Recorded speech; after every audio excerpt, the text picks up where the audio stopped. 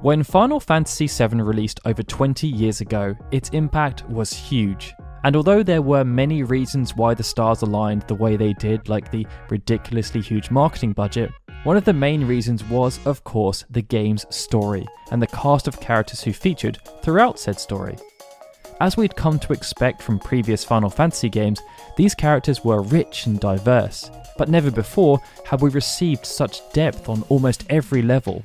It meant the characters could be made much more defined and unique, and when it came to the graphical fidelity, it meant additional layers of personality could be added through new, previously unavailable design elements.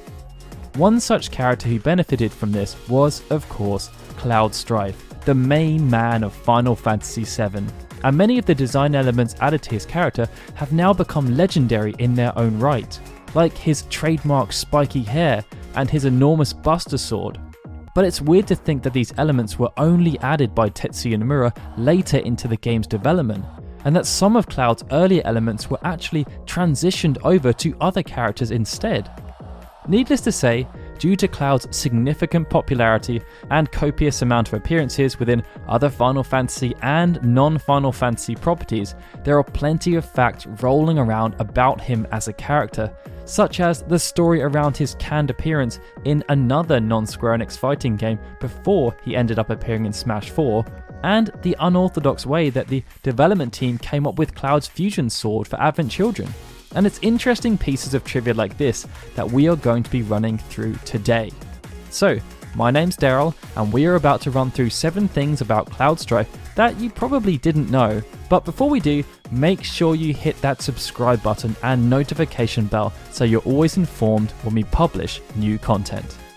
Alright, so our first fact relates to Cloud's duel with Sephiroth and how it's actually based on a famous samurai duel from the Edo period. The rivalry between Cloud and Sephiroth has become legendary within the realm of video games, and it had a rather satisfying conclusion at the end of Final Fantasy VII, before then returning and culminating in an epic showdown at the end of Advent Children. But the relationship between these two characters had a rather specific foundation, as it was based on 2 famous samurai that dueled during 17th century Japan. The story of Final Fantasy VII, of course, went through numerous iterations during development, and at one point, Sephiroth and Aerith were even meant to be brother and sister. But one thing that Tetsuya Nomura was sure about right from the beginning was that the relationship between Cloud and Sephiroth would be based on a feud that existed between famed samurai Musashi Miyamoto and Sasaki Kojiro. Both of them were renowned swordsmen in their own right, having each received fame for their skill with the martial arts and subsequent success in duels. And this led to a confrontation between the two, with Musashi ultimately ending up as the victor after he utilized an oversized weapon to outfox Kojiro. It was something that resonated with Nomura, and as the designs of Cloud and Sephiroth evolved, they became more heavily inspired by this rivalry. For example, in earlier iterations, Cloud had a more reasonably sized sword, but Nomura decided to keep making the sword larger and larger, and in a developer interview, he explained why. Cloud is Musashi and Sephiroth is Kojiro. It's of course a rather situational example, but they even made a model of Cloud and Sephiroth that's rather similar to a statue that exists within Japan to commemorate the duel between Musashi and Kojiro. And as an interesting little aside here, in that final battle I mentioned, it's actually impossible to lose. No matter what action you take as Cloud, he will still defeat Sephiroth. And even if you choose to do literally nothing, Sephiroth's attack will be automatically countered, leading you to victory, just like Musashi. Our next fact relates to Cloud's birthday, specifically that thanks to various communications and appearances, he has more than one of them. When Cloud was born is an issue that's been rather long running, and it started, unsurprisingly, when Final Fantasy VII released. Within the European Instruction Manual and the North American Instruction Manual, it was stated that Cloud was born on the 19th of August. But this was contradicted by Square Enix themselves 8 years later, as both the English and Japanese versions of the official Advent Children website listed Cloud's birthday as the 11th of August instead.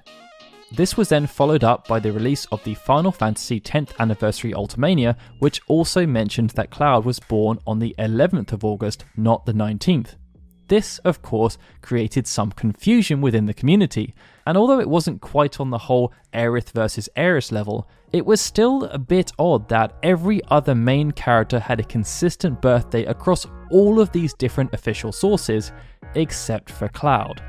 Since then, the official party line is that Cloud's birthday is indeed the 11th of August, and this was backed up when Tetsuya Nomura confirmed his stance by publishing a piece of artwork to celebrate Cloud's birthday on the 11th of August 2015.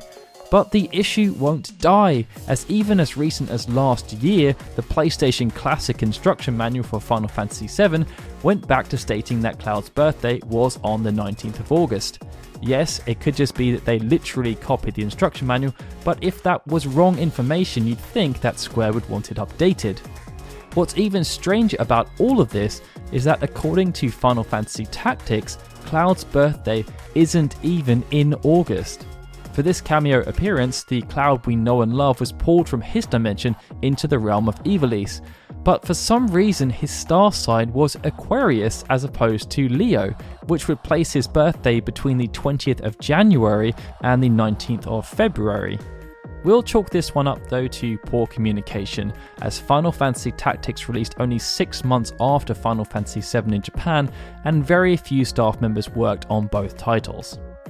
For our third fact, we are going to be talking about Advent Children, specifically about the creation of Cloud's new weapon, the Fusion Sword. As was revealed within the Final Fantasy VII Reunion Files art book that was published back in 2006, time was of the essence when they started working on the early stages of Advent Children. Nomura even decided to go with text storyboards instead of visual storyboards, and just wrote down keywords that would need to be filled in later to flesh out concepts. It meant that Kadaj, for example, was literally called Lost Name for a period of time. And as a troll to fans who felt that Cloud's Buster Sword was too ridiculously big, Nomura had Cloud carrying 6 individual swords on his back in earlier concepts because, as he noted, since people joked about size before, he'd instead just go with sheer numbers this time around. The ironic thing was that as work on the film continued, this concept gained weight amongst other core members of staff, and after one of them made a comment about how the 6 swords could maybe fuse together somehow, Takayuki Takeya, the film's mechanical and creature designer, was given the task of actually designing what would then become codenamed as the Fusion Sword. True to form with the rest of the film, he had absolutely no idea how anyone would be able to actually make what he designed, but he just hoped that it would be possible, and of course the results speak for themselves, as due to the immense combined effort, we got to see that aforementioned epic conclusion where Cloud defeated Sephiroth using an upgraded version of Omnislash, courtesy of the Fusion Swords. As an additional fact here, within the final film it was decided that the Buster Sword would be left as a grave marker, which then gave rise to the necessity for a new weapon to be created. But in the original pilot for Advent Children, which was a 3-minute movie shown at the 2003 Tokyo Game Show, Cloud was still using the Buster Sword when he squared off against Kadaj. Our fourth fact relates to something else that was rather synonymous with Cloud's appearance in Advent Children, his motorcycle, the Fenrir, and how he came to be in possession of it. Within the original game, one of the most famous scenes was when Cloud and his comrades escaped from the Shinra building, with Cloud riding on the hardy Daytona while the others huddled together in a pickup truck. Ignoring the immense peril that he faced while attempting to fight off enemies while riding, something about the experience resonated with Cloud. So when the opportunity came up for him to acquire a motorcycle of his own, he jumped at the chance, especially as he didn't even have to foot the bill. As denoted within the short stories that were collectively dubbed On the Way to a Smile, Cloud was looking for a new mode of transport so that he could take his delivery business to the next level. And it just so happened that a patron who frequented Tifa's 7th Heaven bar owned a rather tasty looking motorcycle called the Fenrir. Realizing that this was just what he needed, Cloud decided to barter. After presumably discussing with Tifa, Cloud proceeded to offer the patron free food and drink for life at the 7th Heaven bar in exchange for the bike, to which they agreed. After this point, Cloud became rather attached to the bike, as it offered him some solitude when he was travelling, while also making him much more nimble when entering into combat situations, as noted in his duels against the remnants of Sephiroth, but also in the Battle of Midgar a year later. Outside of the compilation, the Fenrir was recently added into Final Fantasy XIV as a mount, after existing as an unused asset for a while as they attempted to figure out how exactly it would work in the game. And in an additional related point, within the museum section of the original Dissidia, it's noted in Cloud's biography that while he doesn't have many hobbies, the ones he does have are riding motorbikes, racing chocobos, and snowboarding, each of which were mini-games he takes part in throughout the course of Final Fantasy VII. Now, given Cloud's popularity, it's no surprise that Square Enix have continued to ship him off into numerous properties, although outside of his arrival within the roster of Smash 4, the majority of these collaborations have often been with other Square Enix properties, and if they aren't, they're instead often with mobile-specific titles that are only available within Asia. But once upon a time, Cloud could have played a rather interesting role in some console wars that started to form towards the middle of the 6th console generation. As Nintendo, Sony and Microsoft vied for audiences, one of the tactics they used outside of console-exclusive games was console-exclusive content, and with games like Soul Calibur, this came in the form of guest characters. With Soul Calibur 2, due to it being a weapon-based fighting game, it opened the door for a whole host of possibilities, especially given the popularity of fantasy games, and to that end, Nintendo sanctioned the appearance of Link from The Legend of Zelda as their guest representative for the GameCube version. For the Xbox version, given how new everything was for them within the industry, they decided to tie in with one of the game's artists. Todd McFarlane, the legendary comic book creator, had designed an original character for Soul Calibur 2 called Necrid, and he gave the green light for Spawn to appear as an exclusive character on that particular platform, which then just left Sony. Although their back catalogue wasn't quite as extensive as Nintendo's, at this point, Sony had developed a ton of potential candidates due to the hundreds of exclusive titles that had appeared on the original PlayStation and the early days of the PlayStation 2. And it was decided after scouring that back catalogue that Cloud Strife should be the guest representative for the PlayStation 2 version of Soul Calibur 2, but the deal ended up being cancelled at the last minute. This was revealed by Naohiko, who was a localization producer on Soul Calibur 2, as he guested on Giant Bomb's 8-4 podcast back in 2017. He noted that it would have been incredible if the deal had ended up going through, but as it was so late in the day that it was cancelled, they ended up going with Heihachi, who at the time was a PlayStation exclusive character, having appeared in Namco's other successful fighting franchise, Tekken. For our penultimate fact, we're going to be taking a look at Blade Beam, one of Cloud's limit breaks, which compared to every other player-based attack within the game, is rather unique in multiple ways. Within the context of the game, Blade Beam is the third limit break that can be acquired by Cloud, and it allows you to deal some pretty significant damage, as if there are multiple foes, they can be damaged by shockwaves from the initial attack. It sounds pretty straightforward, but once you start digging into the attack, it starts to get way more interesting. Alright, so the first point is that due to how it plays out, Blade Beam technically has two variants. The first being that initial strike, which deals 3.5 times more damage than your normal physical attack, and the second being the follow-up move if there are any other targets alive, which deals the same damage as a normal physical attack. If there's only one enemy present, however, the animation will actually differ slightly as the shockwave dissipates into the wider environment as opposed to the other enemies if multiple are present. What's even more interesting is that although the first move is based on your normal physical damage stat, it's instead classified as a magic attack.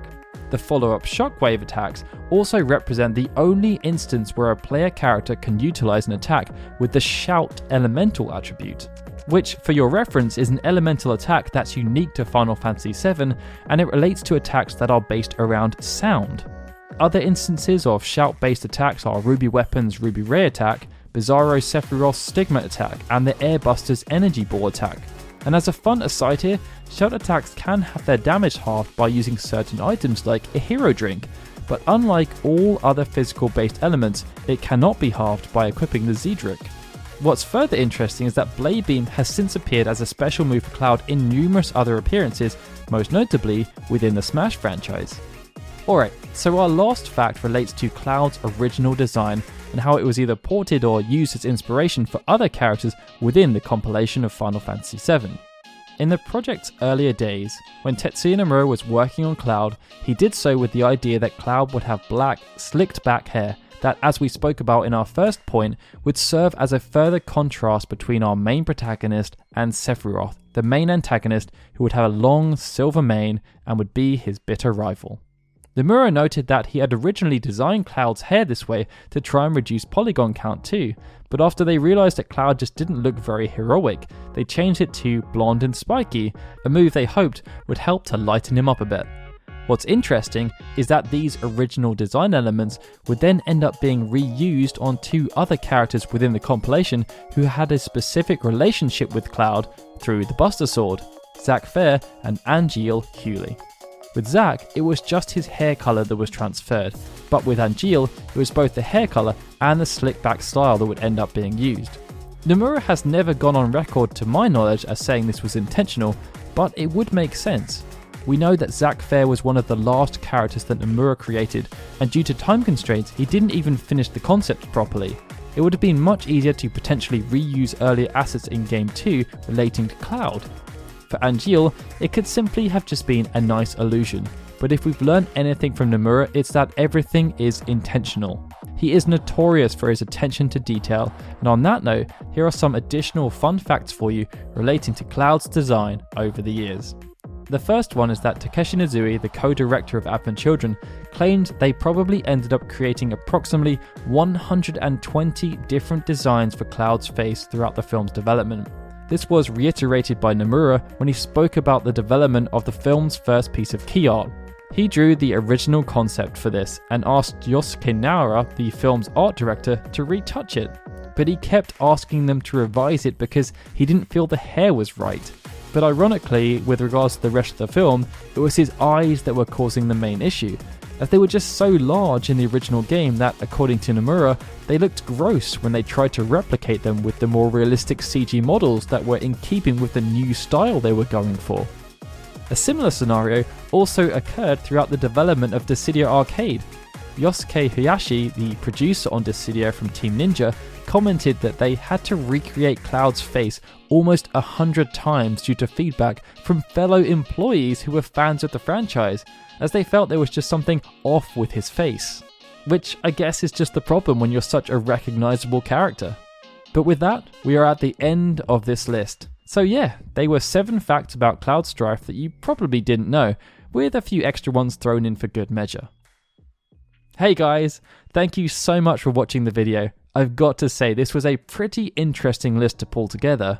There are just so many little morsels of information that come out of the odd developer interview here and there. And for me, it just goes to show how much thought they put into the creation of these characters, or not, as we saw with the fusion swords. It just makes me really thankful though, that there are so many resources out there around this kind of stuff. It does also make me wonder how much stuff is hidden from us though. The livestream.net has done a fantastic job of translating some of these Japanese interviews, but there are so many other older interviews that were only ever published in Japan out there, and I would just love to get my hands on them. Either way, I really hope you found the facts interesting. If you guys liked this video, please do consider hitting that like button and subscribing if you haven't already. And if you have the time, please make sure to let us know in the comments which of the facts you found most interesting. In general, it's honestly crazy to think about how far we've come as a channel, but we wouldn't be able to do it without your support. Many of you have been on this journey with us for a while now, and we're so grateful that you are continuing to watch and engage with the content that we produce. An important part of this is, of course, our loyal Patreon supporters. They help to provide us with a lot of stability, and if you'd like to support us in this way, you can now do so for only $1 per month. There are other tiers available though, and for $5 a month, you can gain access to our behind the scenes content where we talk about things like how we actually go about producing our videos. You can also get your name at the end of videos like these guys and have discussions with us about our plans for upcoming videos. And with that, this is Daryl signing out. Thank you all again so much for watching. I'll see you again soon for more Final Fantasy videos.